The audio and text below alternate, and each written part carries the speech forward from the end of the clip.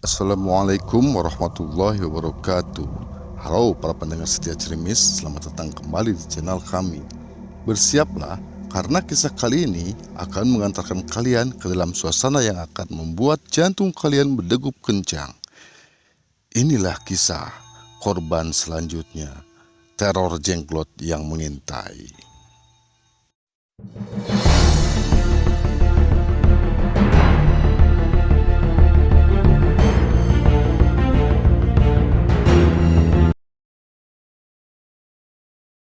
Hari itu Rina baru saja diterima sebagai office girl di sebuah gedung perkantoran tua di Jakarta. Meskipun bangunannya sudah terlihat tua dengan arsitektur khas era 80-an, kesan megah dan berwibawa masih terasa. Rina sangat bersyukur mendapatkan pekerjaan ini karena setelah sekian lama menganggur, cari-cari kerja kemana nggak dapat-dapat, dan akhirnya dia pun diterima di kantor itu.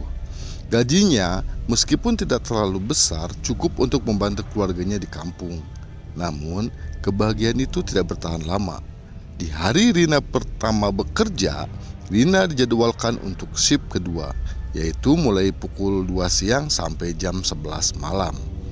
Ia disambut ramah oleh para staf kantor, suasana kerja tampak bersahabat, dan tugasnya pun sederhana: membersihkan ruangan, menyajikan minuman, dan memastikan area kantor tetap rapi. Semuanya berjalan lancar hingga sore hari tiba. Saat para karyawan mulai meninggalkan gedung sekitar pukul 7 malam, saat sebagian besar karyawan sudah meninggalkan kantor, suasana gedung mulai lengang. Pak Gino, kepala keamanan, menghampiri Rina yang sedang membereskan pantry. Dengan nada santai, ia meminta Rina membantunya membersihkan ruang arsip di basement, disertai dengan Bu Dewi, salah satu staf administrasi, yang juga diminta ikut karena ada beberapa dokumen lama yang harus dibereskan. Meski terlihat sedikit enggan, Rina tetap mengiyakan. Ini adalah hari pertamanya bekerja, dan ia tak ingin menolak membantu tugas tambahan itu. Nah, saat mereka bertiga turun ke basement, hawa lembab dan bau apak langsung menyeruak, menyentuh hidung Rina hingga membuatnya sedikit mual. Ruangan itu diterangi oleh lampu neon tua yang redup pelan, hampir mati. Takarak kayu berjajar rapi, dipenuhi dengan dokumen berlapis debu tebal. Di sudut-sudut ruangan, bayangan hitam tampak bersembunyi, membuat suasana terasa lebih mencekam. Keheningan di sana begitu pekat hingga setiap langkah mereka bergema di dinding beton. Pak Gino dan Bu Dewi mulai sibuk memilah dokumen di dekat pintu masuk, sementara Rina diarahkan untuk membersihkan meja kerja di pojok ruangan. Beberapa menit berlalu, semuanya terasa biasa saja. Namun, saat Rina mulai mengelap meja, ia merasakan hawa dingin menjalar di sekujur tubuhnya. Bulu kuduknya pun mulai berdiri, dan udara di ruangan itu mendadak terasa bersat, seperti ada sesuatu yang tak terlihat sedang mengawasi. Di tengah kesunyian itu, tiba-tiba suara langkah kecil terdengar dari arah rak belakang. Rina menghentikan tangannya yang sedang mengelap. Jantungnya mulai berdegup lebih cepat. Ia mencoba mengabaikannya, berpikir itu mungkin hanya tikus. Namun, suara itu kembali terdengar. Kali ini lebih jelas, seperti langkah seseorang yang sangat ringan. Rina perlahan menoleh ke arah rak di belakangnya. Di atas salah satu rak paling tinggi, ia melihat sesuatu yang aneh. Sebuah susuk kecil yang sekilas tampak seperti boneka, berkulit hitam legam, mengenakan kain lusuh dengan rambut panjang kusut yang menjuntai hingga ke meja. Mata Rina terpaku pada sosok itu, tapi saat ia mencoba memastikan apa yang dilihatnya, tiba-tiba boneka itu membuka matanya. Matanya kecil merah menyala, menatap lurus ke arah Rina. Dalam sekejap, tubuh Rina terasa kaku. Suara riri seperti desahan ular bercampur dengan tawa kecil menggema di ruangan. Sosok itu bergerak sedikit, seperti akan melompat. Rina terpaku, tak mampu mengeluarkan suara atau bergerak. Pandangannya kabur dan dunia seakan melambat. Sementara itu, makhluk kecil itu terus menatapnya dengan tatapan dingin, mengintai seperti pemangsa yang siap menyerang. Makhluk itu berbentuk seperti manusia mini. Tubuhnya hitam legam dengan kulit kasar yang menyerupai kayu bakar. Rambutnya panjang, kusut dan menjuntai hingga menyentuh meja. Kuku-kukunya tajamnya melengkung, memantulkan cahaya redup dari lampu neon yang berkedip. Matanya merah menyala, kosong tapi penuh ancaman, membuat siapapun yang menatapnya merasakan aura mematikan. Rina terpaku di tempat, tubuhnya terasa beku, tak mampu bergerak, seolah seluruh energinya terkuras habis.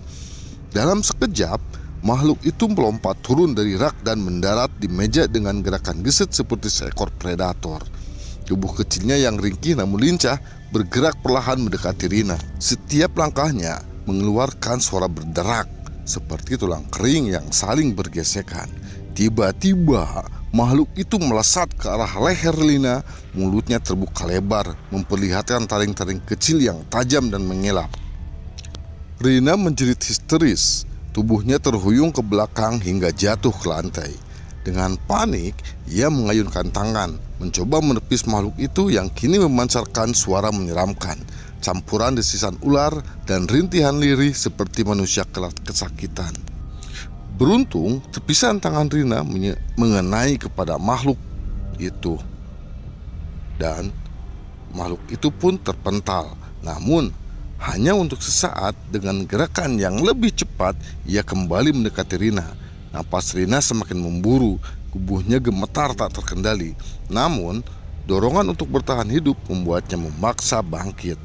Dalam keadaan kacau, Rina berlari keluar ruangan sambil terus menjerit ketakutan.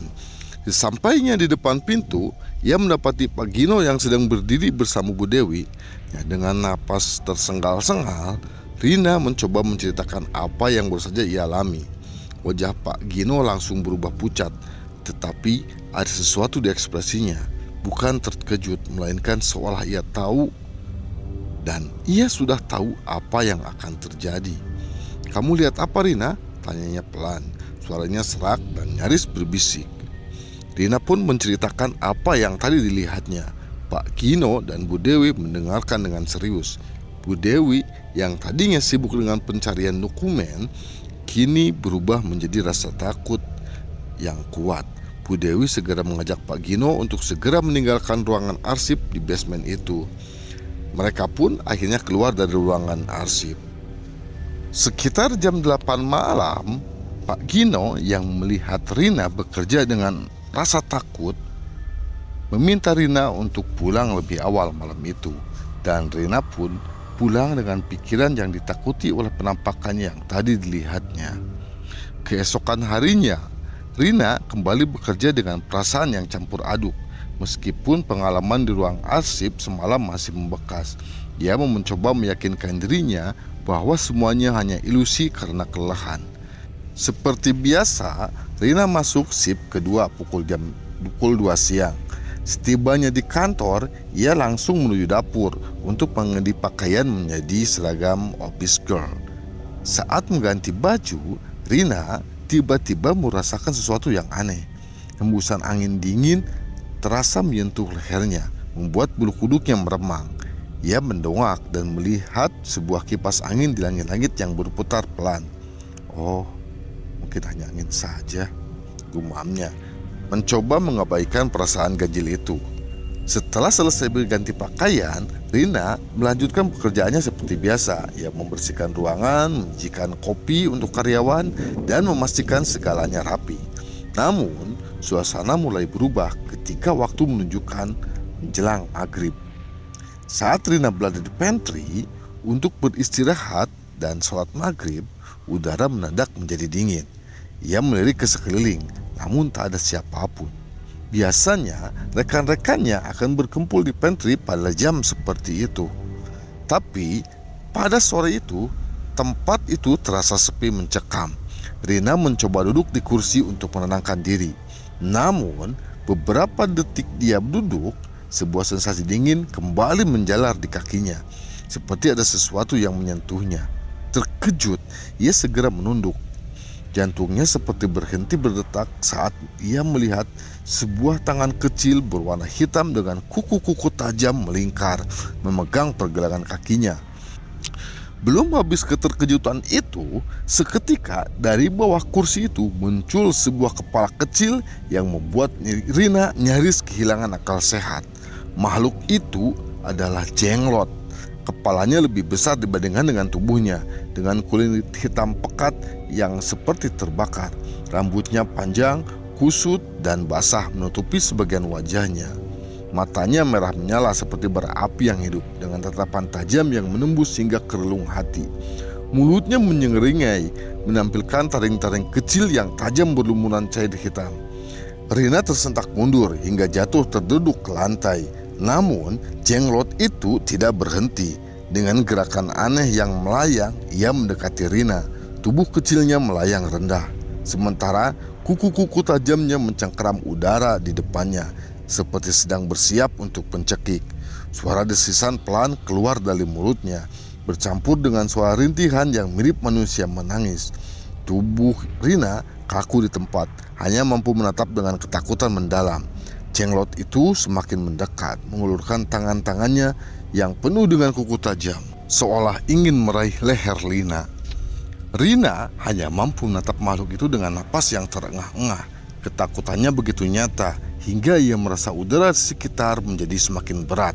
Jenglot itu pun berjalan semakin mendekat, dan Rina merasakan hawa panas yang memancar dari makhluk kecil itu.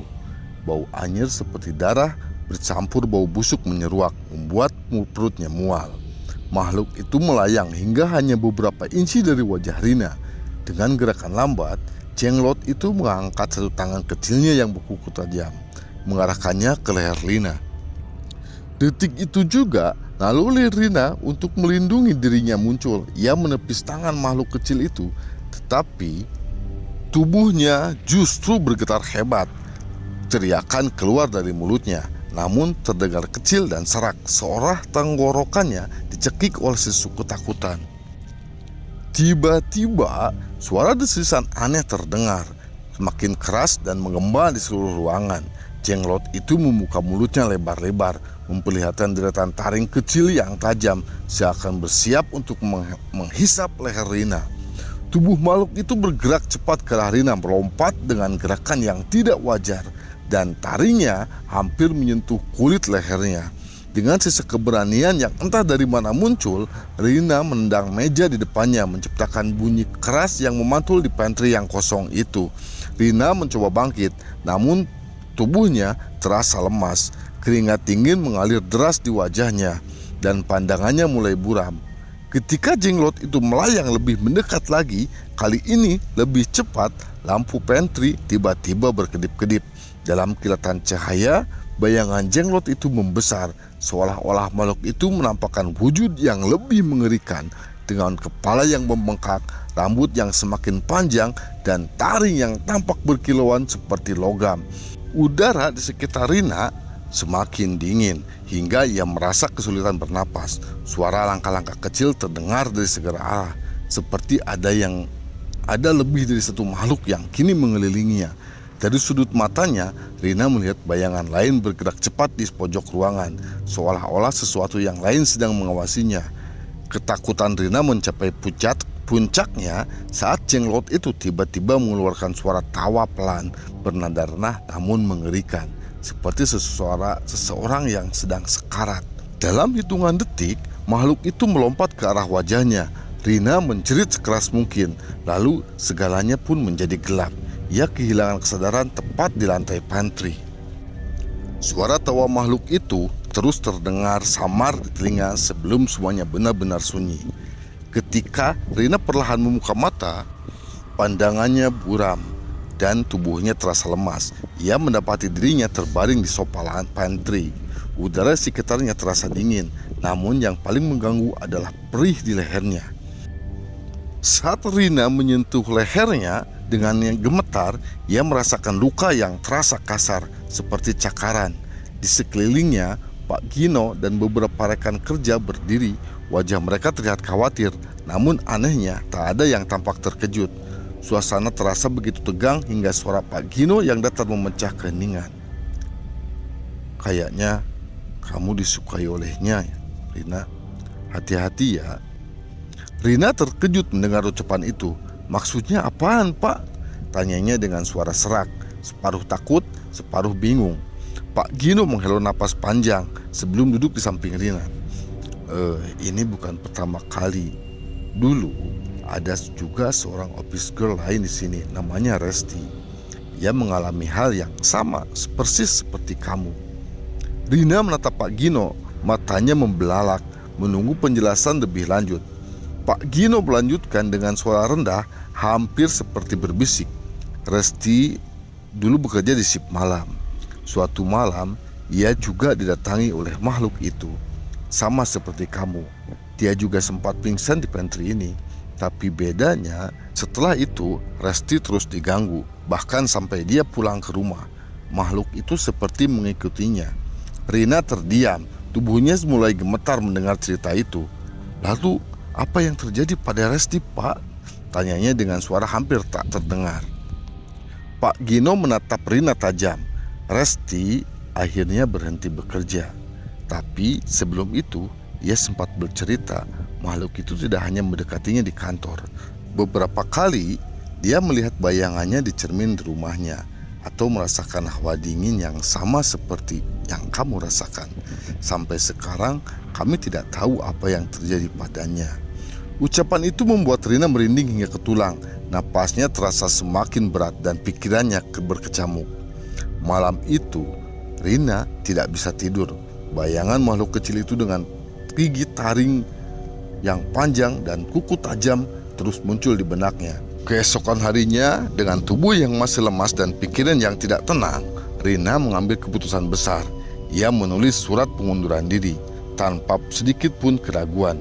Bagi Rina, tempat itu tidak lagi hanya sebuah kantor, melainkan jebakan gelap yang mengintai siapapun yang tidak waspada.